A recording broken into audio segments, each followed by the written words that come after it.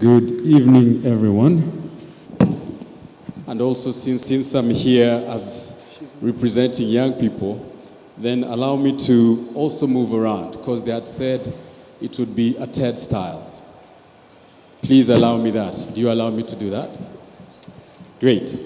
So today we're here 73 years commemorating the anniversary of the Genocide Convention and the International Day of Commemoration and Dignity of the victims of genocide and the prevention of these crimes. But let us look back. A few years ago, exactly 46 years after this convention was signed, in Rwanda, some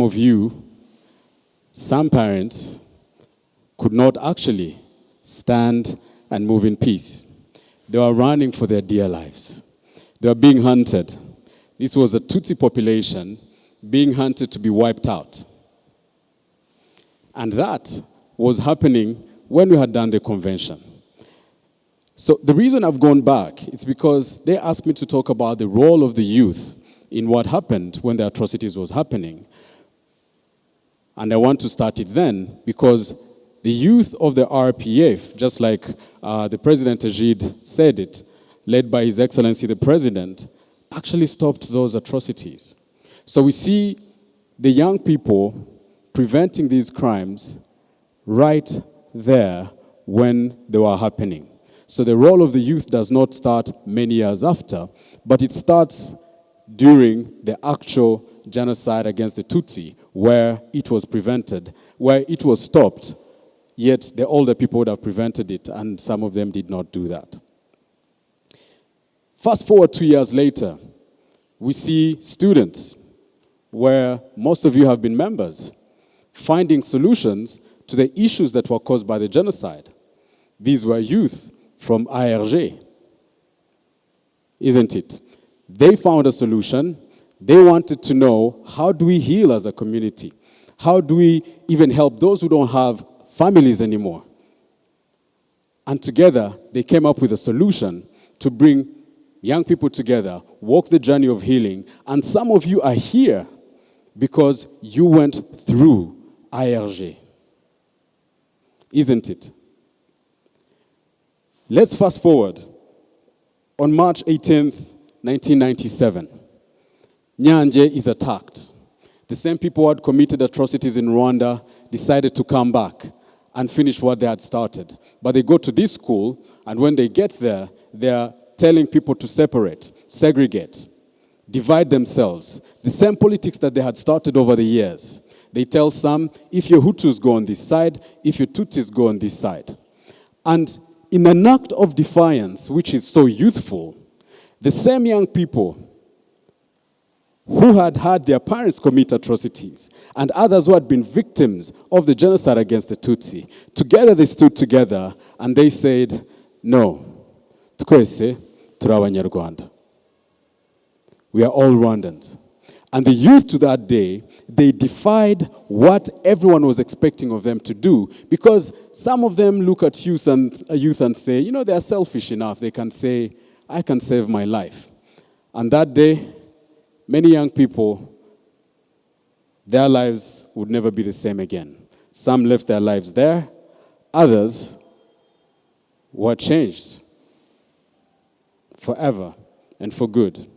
But there was a sacrifice of unity and a demonstration of a new Rwanda. Did that mean that the issues had stopped? No, they had stopped. Let me talk about myself, because pretty much it's the experience that we're talking about. Fast forward, I go to one of the events and look around, and there are very few young people in the audience. And I wonder, what can we do to make sure that, one, the genocide against the Tutsi is never forgotten, but two, how much more can we engage young people so that they can come in large numbers and also be a part of an event where they learn, but also commit that these atrocities will not happen again? And I was thinking about very many things. I remember going to different people and telling them, hey, I have this idea. I want to have a walk where the world will be walking. And there'll be large numbers, and everyone will be asking, what are they doing? And we'll tell them, we're commemorating the lost lives of the people who were killed in 1994 who are Tutsis. Of course, as some of you might think, when youth come, most of them look at them and they're like, what are the other motives that you have? So the same idea that I had, fast forward, grows into something big. In 2009, we started the first Walk to Remember with a youth group that I co-founded called Peace and Love Proclaimers. Walk to Remember starts as a movement which brings young people from all over the country. And together, they walk in unity, demonstrating, coming from hardships, walk all the way to show that we've come from darkness, but also we're walking in the light. And together, we read 100 names, which stood for 10,000 people who died on each day during the genocide. And these names divided in different parts, 3 parts. The older generation, which carried the values that guided our community. The middle-aged people, who are the energy and the ones who are building the Rwanda that we would have wanted to live in. And then the younger generation, who are the future and the hope of Rwanda. And then we started lighting candles to make sure that we'll commemorate each and every light, so that whenever we see those lights, we can at least say we have stood in for one name. Maybe some of you heard the names of your beloved. And us, as young people, were looking at what do we do to learn from that. Fast forward, I was asked to come to Aegis Trust here at the Kigali Genocide Memorial. Founded a program called the Youth Champions Program. This program had young people come from different parts, and I'm grateful and glad that Damasen, who will be speaking after that, was a part of that program. I'm glad to look around and see people like Fidel over there, who was a part of the same program. And these young people trained, over 2,000 young people trained. They went on to go in their communities and start different projects. And these projects were bringing in more young people, going deeper into their problems, and even finding things that they could do. We had some young people who had never wanted to come at the memorial because to them, the way they understood history, they felt like they were being pointed fingers at, that they were a part of it. Yet, they were victims of the same genocide. So these same young people went on and brought those others and told them, hey, listen, you can visit the genocide. I know it's your mom, it's your dad who committed these atrocities, but the journey of rebuilding, we can do it together. And then we started seeing more young people. To this day, we still have young people committed and they come here at the memorial to visit and learn from it. Some time back, I think you remember a young man who, in Bugesera, went and told his parents that he wouldn't walk because he felt guilty. And his dad was in prison. And he told him, you know what, I know you did a lot, but for my peace, I would like that you show the survivors the bodies of those who perished during the genocide. And in 2019, if you remember, that's when we saw some bodies and they were buried. And this was a young person who said, I'll not stand in to see what my dad did and just keep quiet. I need to do something. And at least if we can show the bodies of the victims and their survivors and their families can bury them in dignity, then it could be something that could also be a contribution. I can tell you a story of Barnabe. Barnabe is a young man whose parents committed genocide and he lives in Nyamasheke. Barnabe got to know about his whereabouts of his father when he was already a teenager. And that drove him to wonder, what should I do? He went back and told him, I'll never want to be like you. I want to pave my own path. And with that, I'm going to become a peace builder. To date, he's building peace in his own community. And he's brought many young people here at the memorial to visit and learn from history.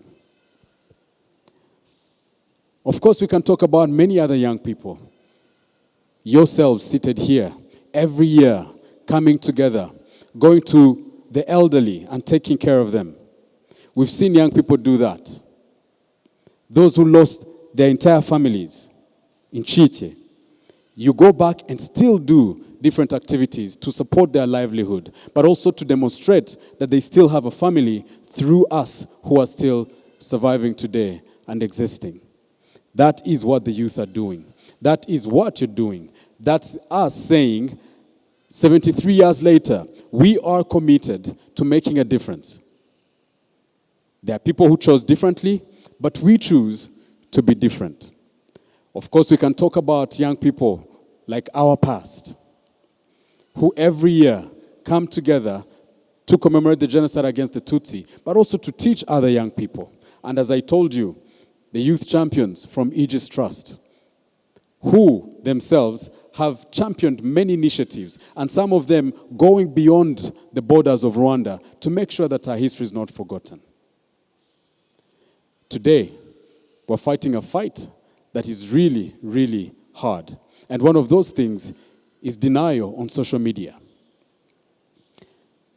One of the things that I've seen, and in the battle that I'm engaged in myself, is that there is an engagement that requires, first of all, understanding, deep understanding of the history. Why? Because deniers want to divert the same history and they divert it from what it really is. It's a fallacy. We cannot fall for it.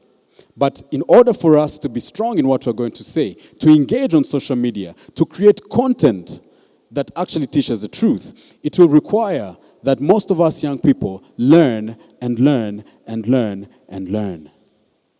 But above all, sharpen our skills, our writing skills, our content development skills, because we have the truth and we should never be shy to tell the truth.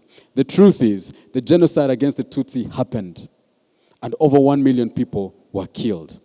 And the truth is, without you and I fighting it, it can never stop. So, that's what the youth are doing, but that's what the youth still need to keep doing. Fight on, fight on, fight on. It's my call, it's your call, it's our call. Thank you so much.